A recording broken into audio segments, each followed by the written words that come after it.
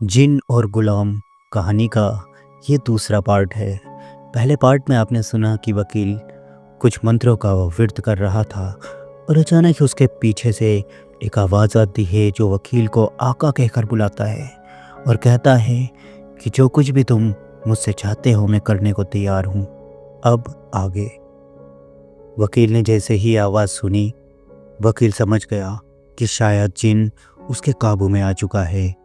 वकील ने यह आवाज़ सुनते ही उस जिन से कहा, तुम जो कोई भी हो मेरे सामने आओ। इतना कहना ही था कि किसी ने जोरदार तमाचा वकील के गाल पे चढ़ दिया। वकील उस थप्पड़ को खाकर काफ़ी दूर जाके गिरा और अचानक ही किसी ने वकील को उठाकर कमरे से बाहर फेंक दिया। उस कमरे के अंदर जोरदार हवाएं चलने लगी और सब कुछ ख़त्म हो गया। वकील कमरे से बाहर आके गिरा। वो वहाँ से उठा और दौड़ते हुए हवेली के सहन में चला गया। वहाँ जा कर के वकील छुपने के लिए जगह देखने लगा, क्योंकि वो समझ चुका था कि कोई उसके पीछे पड़ा हुआ है। वकील सहन में ही एक जगह जाकर छुप कर बैठ गया और वो काफ़ी ज़्यादा कांप रहा था और डर रहा था। वकील मानो बौखला गया था। अब उसका दिमाग काम करना बंद कर चुका था। लेकिन देखते ही देखते सुबह हो गई और वकील वहीं सो गया। अगले दिन सुबह जब वकील की आंख खुली तो उसने देखा कि वकील हवेली के एक कोने में पड़ा हुआ है। वकील डरते हुए उस कमरे के पास गया तो वकील ने देखा कि उसका चिराग कमरे के बाहर पड़ा हुआ है। वकील ने कमरे का दरवाज़ा खोला तो अंदर देखा हर चीज़ इधर की उधर पड़ी हुई थी। कमरे का नज़ारा बहुत ही डरावना था। यह सब देखकर वकील वहाँ से भाग खड़ा हुआ। वकील ने सोचा कि बस जान बच गई, यही शुक्र मानो। लेकिन अब वकील के सपनों का क्या? जो ख्वाब उसने देखा था कि वह जिन को अपने काबू में करके अपनी ज़िंदगी आसानी से गुजर बसर करेगा। उसने एक अमीर आदमी बनने का ख्वाब देखा था। अब वकील पूरे दिन यही सोचता रहा कि उसको क्या करना चाहिए। अगर वो अपनी पुरानी ज़िंदगी जीता है तो अब उसको जीने में बिल्कुल भी मज़ा नहीं आएगा। जब शाम का वक्त हुआ तो एक बार फिर से वकील की नज़र उसी किताब पे पड़ी। वकील यही सोच रहा था इस किताब को उठाऊं या नहीं। लेकिन देखते ही देखते एक बार फिर से वकील ने उस किताब को उठा लिया और वकील बोला, अब जीना है तो शान से जीना है, वरना मौत ही बढ़िया है। और वकील ने उस किताब को सीने से लगाते हुए कहा, मैंने किताब को नहीं अपनी मौत को अपने सीने से लगाया है। या तो ये किताब मुझे मौत देगी या फिर एक बेहतर ज़िंदगी। एक बार फिर से वकील ने उस किताब को पढ़ना शुरू करा। वकील काफ़ी बार उस किताब को पढ़ चुका था, इसलिए उसे सब कुछ याद था। रात का वक्त हुआ। वकील ने एक बार फिर से अपना चिराग उठाया और हवेली के एक दूसरे कमरे में जाकर वो चिराग को लेकर बैठ गया। सामने उसने वही घी से लगी हुई रोटी रखी और एक बार फिर से उसने वही व्रत करना शुरू कर दिया। लेकिन इस बार सब कुछ बहुत तेज़ी से हो रहा था। वकील को अभी सिर्फ 10 ही मिनट गुजरे थे व्रत करते हुए। अचानक ही वकील को ऐसी आवाज़ें आने लगीं जैसे कि कमरे में उसके अलावा और कोई भी है। अभी थोड़ा ही वक्त गुजरा था कि अचानक ही वकील के सामने रखा हुआ चिराग बुझ गया और कमरे में घनघोर अंधेरा छा गया। वकील तुरंत उठ के खड़ा हुआ और उसने ज़ोरदार आवाज़ में कहा, ऐ जिन्नातो, ये तोहफ़ा मेरी तरफ से तुम्हारे लिए है। ये कहते हुए वकील ने कमरे का दरवाज़ा बंद किया और वो वहाँ से चला गया। अगले दिन सुबह वकील दौड़ता हुआ उस कमरे की तरफ आया। उसने दरवाज़ा खोला और देखा तो वहाँ पर वो रोटी नहीं थी। वकील समझ गया कि जो कुछ भी उसने किया है वो सही है। आज वकील का 7वां दिन था। वकील रोज़ाना वही विर्द पढ़ता था और कहता था, जिन्नातो, ये तोहफ़ा मेरी तरफ से तुम्हारे लिए है। 7वें दिन जैसे ही वकील अपने कमरे में घुसा, उसने रोटी रखी, चिराग जलाया और विर्द करना शुरू किया। कुछ ही देर के बाद वकील के कमरे का दरवाज़ा खुला और अंदर आने की किसी की आवाज़ मिली। वकील अपना विर्द पढ़ता रहा, लेकिन उसे लगा अंदर कोई एक आदमी नहीं, कम से कम नहीं 5-6 लोग अंदर आ चुके हैं। और फिर कमरे का दरवाज़ा बंद हो जाता है और वो लोग उसके सामने आकर बैठ जाते हैं और सभी के चेहरे बहुत डरावने थे। अब वकील उनके चेहरे देख रहा था। बार बार उसकी ज़बान फिसल रही थी, लेकिन वह विर्द तोड़ना नहीं चाहता था, इसलिए उसने अपने आप को संभाल रखा था। उसके हाथों से पसीना निकल रहा था, उसके माथे से पसीना निकल रहा था, पूरा जिस्म पसीना पसीना हो चुका था। ऐसे चेहरे अपनी ज़िंदगी में कभी भी वकील ने नहीं देखे थे। वो इतना डरावने चेहरे थे कि वकील को ऐसा लग रहा था कि अब उसे यहाँ से उठ जाना चाहिए। अचानक ही वो लोग वकील को देखकर ज़ोर ज़ोर से हंसने लगे। अब तो वकील की हालत और भी ज़्यादा बिगड़ चुकी थी। वकील की आंखों से आंसू निकलने लगे। वो रो भी रहा था और अपना विर्द भी पढ़ रहा था। लेकिन फिर अचानक ही कमरे में बिल्कुल सन्नाटा हो गया। सब कुछ अंधेरे में तब्दील हो गया। वकील का चिराग बुझ चुका था। वकील तुरंत ही वहाँ से भाग के बाहर निकल गया। कमरे से बाहर आकर वकील ने ज़ोरदार आवाज़ में कहा, ऐ जिन्नातो, ये तोहफ़ा मेरी तरफ से तुम्हारे लिए है। और ये कहते हुए कमरे का दरवाज़ा बंद कर वकील वहाँ से भाग गया।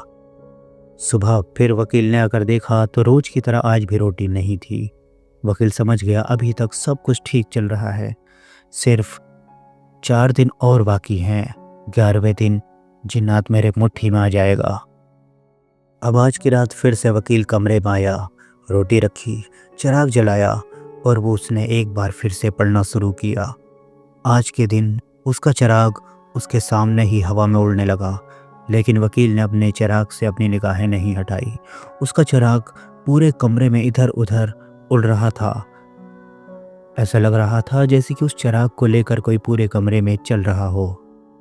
कुछ देर के बाद चिराग बुझ गया और उसके सामने ही मिला। वकील ने रोज की तरह जिन्नातों को तोहफा देते हुए वहाँ से जाना अच्छा समझा। धीरे धीरे कई रातें गुजर गई। अब आखिरी रात थी, 11वीं रात। आज की रात वकील को बहुत ही हिम्मत दिखानी थी, क्योंकि उसने सारी कठिनाइयाँ झेल कर 10 दिन गुजार दिए थे। आज आखिरी दिन यानी 11वां दिन था और आज के दिन जिन उसका गुलाम बनने वाला था। आज के दिन फिर से वकील आया और उसने रोटी रखी, चिराग जलाया और एक बार फिर से फिर पढ़ना शुरू कर दिया। आज की रात तो लगभग 2 घंटे बीत चुके थे और उस कमरे में कोई भी हलचल नहीं थी। वकील को ऐसा लगने लगा कि कहीं उससे कोई गलती तो नहीं हो गई। लेकिन फिर अचानक ही कमरे के अंदर एक रोशनी आई और काफ़ी सर्द हवा वकील को लगने लगी। वकील देखने लगा कि आखिर इतनी ठंडी हवा कहाँ से आ रही है और वकील के चारों तरफ से सफ़ेद कलर का धुआं उठने लगा। धुआं इतना ज़्यादा हो गया कि वकील को यही नहीं पता चल रहा था कि वकील आखिर है कहाँ। कुछ देर बाद धीरे धीरे वो धुआं छटने लगा और वकील ने अपने आप को आसमानों में पाया।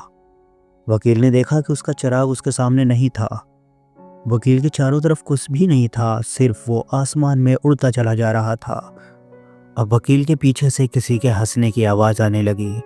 यह आवाज़ नॉर्मल आवाज़ नहीं थी, ये बहुत ही ज़्यादा भयभीत कर देने वाली डरावनी आवाज़ थी। आज से पहले इतनी डरावनी आवाज़ वकील ने कभी भी नहीं सुनी थी। इस आवाज़ को सुनकर एक बार फिर से वकील के माथे पर पसीना आ गया। लेकिन वकील ने कहा, कुछ भी हो जाए, आज की रात तो मैं ये विर्द तोड़ने वाला हूँ ही नहीं। मेरी एक छोटी सी बेवकूफ़ी भी मेरा सारा काम खराब कर सकती है। फिर अचानक ही वकील के साइड से काले कलर के कपड़े में कोई निकलकर वकील के सामने आकर बैठ गया और उसने अपने चेहरे से वो कपड़ा हटाया। उसका चेहरा लाल कलर का था, आंखें नीली चमक रही थी, उसकी एकदम काली काली पलकें थीं और बड़ा सा मुंह, काले जले हुए नाखून। और वो अपना हाथ वकील की गर्दन की तरफ बढ़ाने लगा। उसको अपने इतने पास देखकर वकील की हालत ख़राब होने लगी। वकील अपनी जगह से धीरे धीरे पीछे खिसकने लगा, लेकिन वो अपना हाथ वकील की गर्दन की तरफ बढ़ाता ही चला गया। लेकिन वकील को याद आया कि अगर वो पढ़ता रहा तो वो बचा रहेगा। जैसे ही उसने पढ़ना बंद किया तो ये उसे मार भी सकता है, इसलिए वकील ने पढ़ना बिल्कुल बंद नहीं किया और वह हिम्मत जुटाने लगा उसके सामने बैठने की। वाकई में वकील ने आज की रात बहुत ही साहस और बहुत ही ज़्यादा हिम्मत दिखाई। फिर अचानक ही वकील को कंधे पर से पकड़कर किसी ने झंझोड़ दिया। वकील ने देखा कि उसके बगल में एक शख्स और खड़ा है जो उसी की तरह काले लिबास में है, लेकिन इसका चेहरा तो उस पहले वाले से भी बहुत ही ज़्यादा खौफनाक चेहरा है। वकील उसे देख ही रहा था कि अचानक ही वकील ने देखा कि उसके बगल में एक और शख्स खड़ा है जिसका चेहरा उससे भी ज़्यादा डरावना है। अब वकील सोचने लगा कि यह सब क्या हो रहा है, आखिर ये तीन तीन लोग कहाँ से आ गए। अचानक ही उसके सामने वो तीनों तो आए ही, साथ में दो लोग और उनके साथ आकर खड़े हो गए। अब वकील के सामने 5 लोग खड़े हुए थे।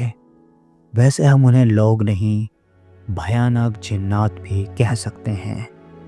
फिर उनमें से एक वकील के करीब आया और उसने वकील के चारों तरफ अपने मुंह से आग उगलने शुरू कर दी। वकील एक घेरे में बंद हो गया और चारों तरफ से आग लगी हुई थी, लेकिन वकील ने पढ़ना बंद नहीं किया। फिर अचानक ही एक और उनमें से सामने आया और उसने वकील को मारने की कोशिश की, लेकिन वकील को उसकी मार का कोई भी असर नहीं हुआ। अब वो पांचों लोग वकील के चारों तरफ आकर खड़े हो गए और ज़ोर ज़ोर से हंसने लगे, चिल्लाने लगे। कभी वकील को कंधे पर से पकड़ के खींचते, तो कभी वकील के बाल खींच लेते, तो कभी वकील को धक्का देने की कोशिश करते। और अब वकील की हिम्मत टूटने ही वाली थी कि अचानक ही वकील ने देखा उसके चारों ओर घनघोर अंधेरा हो गया और वकील ने अपने आप को महसूस किया कि वह अपने कमरे में बैठा हुआ है। वकील ने उस अंधेरे में देखने की कोशिश की तो उसका चिराग वकील के सामने रखा हुआ था और वह बुझा हुआ था। वकील वहां से उठा और कमरे से बाहर जाते हुए उसने जैसे ही बोला, ए जिन्नातो, ये तोहफा मेरी तरफ से तुम्हारे लिए है, तभी किसी ने वकील का हाथ पकड़ के कमरे के अंदर खींच लिया और कमरे का दरवाज़ा बंद हो गया। अब अचानक ही कमरे के अंदर एक सफ़ेद कलर की रोशनी हो गई और एक आवाज़ आई, मेरे आका, मैं तुम्हारा गुलाम हूँ, जल्दी बताओ मुझे कि क्या शर्तें हैं तुम्हारी और मेरी। वकील ने कहा, शर्तें? किस तरह की शर्तें? और फिर अचानक ही कमरे से 2 आवाज़ें और आईं। उन्होंने कहा, हाँ हाँ शर्तें, जल्दी बताओ आका, आप हमें कितने दिनों तक अपना गुलाम बनाकर रखने वाले हैं। वकील ने देखा तो उस कमरे के अंदर एक नहीं बल्कि 5-5 लोग मौजूद हैं। वकील ने उनसे कहा, ये बताओ आप 1 हो या 5 हो? तो उन्होंने कहा, हम 5 हैं। वकील ने कहा, मैंने तो सिर्फ एक जिन्नात को अपना गुलाम बनाने के बारे में सोचा था।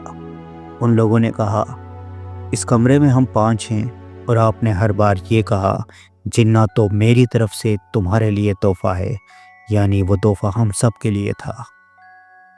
हम सब ने उसमें से कुछ ना कुछ खाया है। वकील अंदर ही अंदर खुश होने लगा। वो सोचने लगा, मैंने तो 5-5 को अपना गुलाम बना लिया। वकील मुस्कुराते हुए बोला, मेरी कोई भी शर्त नहीं है, बस तुम 5 लोग मुझे किसी भी तरह का नुकसान मत पहुंचाना और जो भी काम मैं तुमसे करने के लिए कहूं तुम उस काम को खुशी खुशी कर देना। रही बात तुम्हें गुलाम रखने की, तो मैं जल्द ही तुम लोगों को आज़ादी दे दूंगा।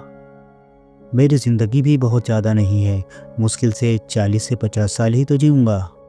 अगर मैं तुम्हें आज़ाद ना करूं और मर जाऊं तो मेरे मरने के बाद तुम सभी लोग आज़ाद हो। उन लोगों ने कहा, तो अब बताइए, अब आपका क्या हुक्म है? वकील ने कहा, वैसे तो मुझे ज़ोरदार भूख लगी है, तो सबसे पहले मेरे लिए खाने का इंतज़ाम करो और तुम लोग चले जाओ। उसके बाद सुबह देखते हैं कि हमें क्या करना है। तुरंत ही वकील के लिए शानदार खाने तैयार लग गए। उसी कमरे को उन लोगों ने सजाकर बहुत ही अच्छी तरीके से वकील के सामने पेश कर दिया। वकील ने वहां बैठकर पेट भर कर खाना खाया। उसके बाद वो सोने चला गया और वो जिन्नात भी वहां से चले गए। अगले दिन जैसे ही सुबह हुई, वकील की आँख खुली। वकील बहुत ही परेशान हाल में अपने बिस्तर से उठा और वो पूरा पसीना पसीना था। वो घबराया हुआ इधर उधर दौड़ रहा था, न जाने उसका क्या खो चुका था। वकील दौड़ता हुआ उस कमरे में गया और फिर वहाँ से बाहर भागते हुए आया और एक बार फिर उस कमरे में गया और वहाँ घूमने लगा। वकील से उस रात एक बहुत बड़ी गलती हो चुकी थी, जिस गलती की वजह से वकील बहुत ज़्यादा परेशान था। वो उस कमरे में अपना सर पटकने लगा और ज़ोर-ज़ोर से दीवारों में घूंसे मारने लगा और चीखने चिल्लाने लगा। दोस्तों, बाकी अगले पार्ट में, अगर ये पार्ट आपको अच्छा लगा हो तो वीडियो को लाइक करें और चैनल को सब्सक्राइब करना ना भूलें। Thanks for watching. Bye bye. हम जल्द ही लौटेंगे अगला पार्ट लेकर।